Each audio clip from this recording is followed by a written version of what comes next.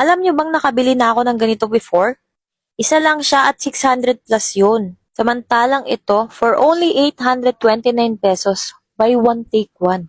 O diba, sulit? Yes! Napakamura niya, kaya nung nakita ko ito, ay agad akong bumili. At naisip kong ilagay siya doon sa pwesto na gusto kong lagyan ng sofa. Madali lang siyang i-assemble at may ilalagay ka lang na parang cardboard sa loob para maging matibay siya. Waterproof siya at napaka-aesthetic tingnan. At nang natapos ng i-assemble ay ang asawa ko naman ang pinag-model ko. Nilagay ko ang mga throw pillow namin sa loob nito. Ang mga throw pillow na iyon ay ang binibigay namin sa aming mga customer. Bukod sa mabilis na nilang may aabot ito sa mga papasok na customer, ay madali at maayos pa nila itong maitatago. Malaki at marami kang mailalagay dito.